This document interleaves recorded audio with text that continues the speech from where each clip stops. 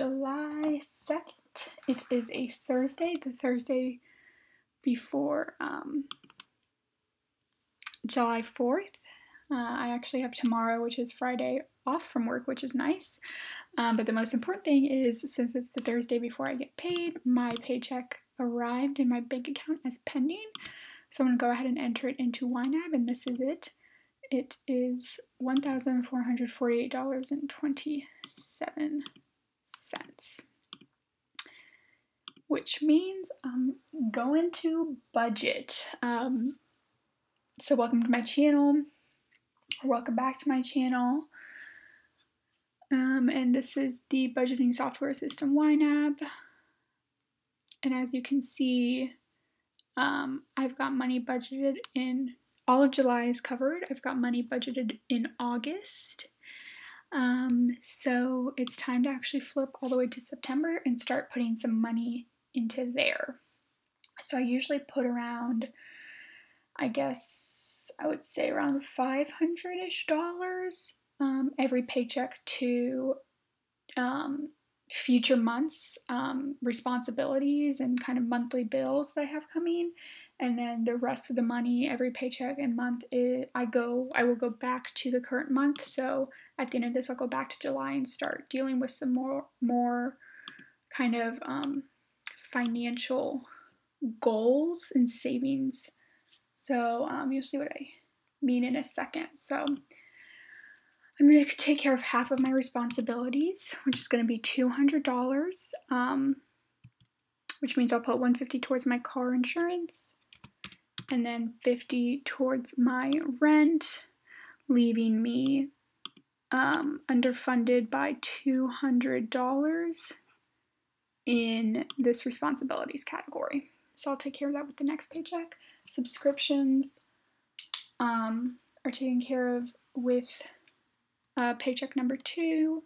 In monthly varied, I'll put $40 towards gas, and that's halfway towards my $80 a month goal, which I have not had to buy gas since March 1st. And my sister is currently driving my car, so I'm not going to need to buy gas probably for the majority of July. So I'm kind of just at this point putting money towards gas every month and then moving the money out, but I'm going to continue to do that. So $25 to dining out. I'll be putting $10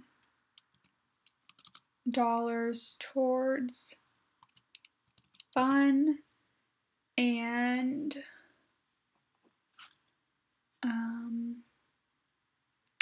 $10 for my personal care. And $50 for my father. So that's like a sinking fund I have for my dad, who is retired. So just in case he ever needs money, I can cover him. I also need to put $50 towards gifts, and that brings me halfway to my $100 a month goal. $55 will go into this category, which is for my sister's wedding. I am a bridesmaid, so I'm saving up money for wedding costs and a wedding gift. And then the last money I will be putting in my sinking funds, I believe, is car ownership, and that's going to be for $50 as well. So everything else is going to be covered with the next paycheck. So all my subscriptions, everything left in monthly varied and sinking funds will be covered with July 17th paycheck.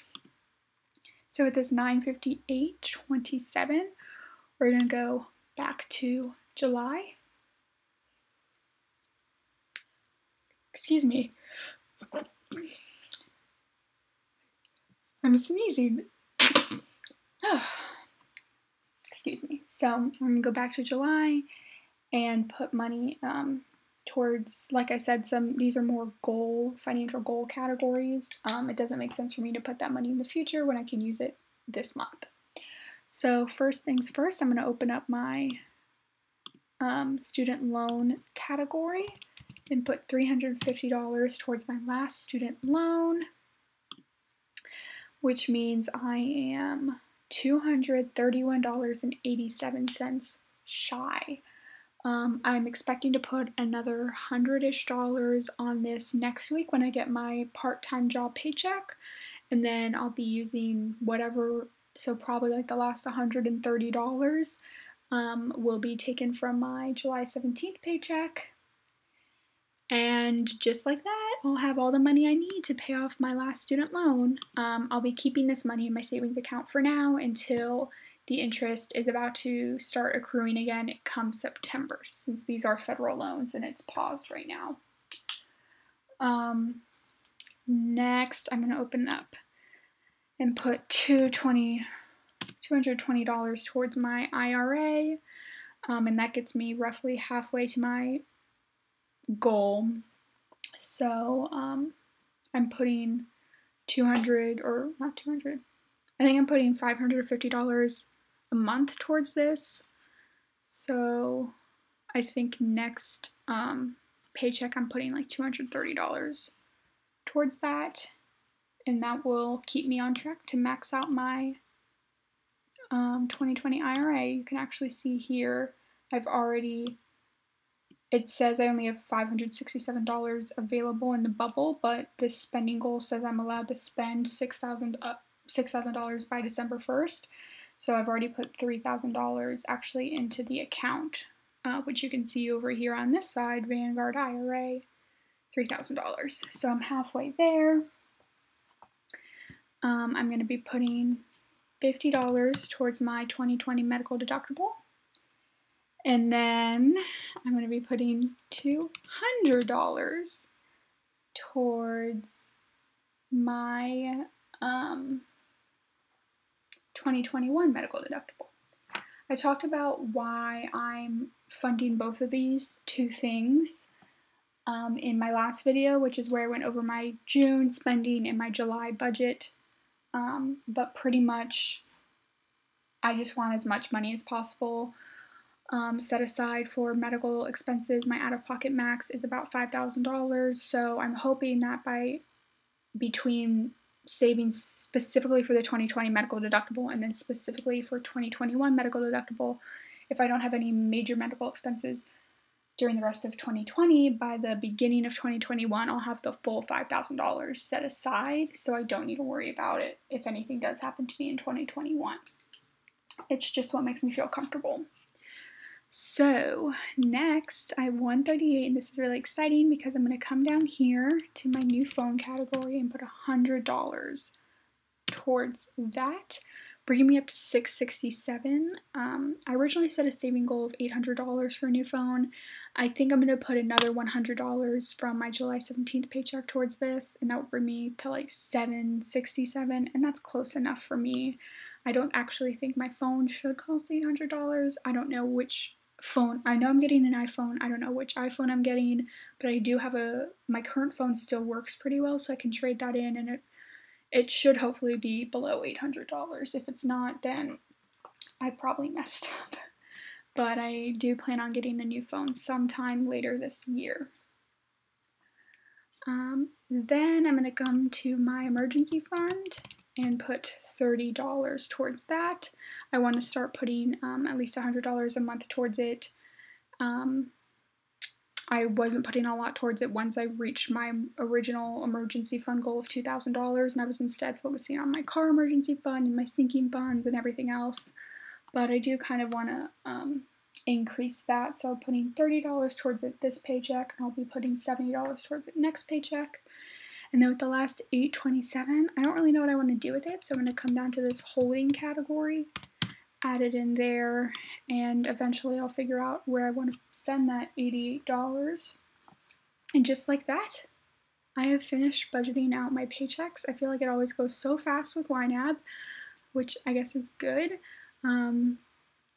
All of my accounts are reconciled, so I'm just going to come to this report section and take a glance at my net worth and see kind of where that puts me. It puts me slightly ahead of where I was at the end of June, but it's still really early into July, and as you can see right here, July is a 3-paycheck month, so it's going to be a big income month for me, which I'm really excited about, to kind of play around where I can put that third paycheck, which will be entirely an extra paycheck since I budget based on solely getting 2 paychecks a month.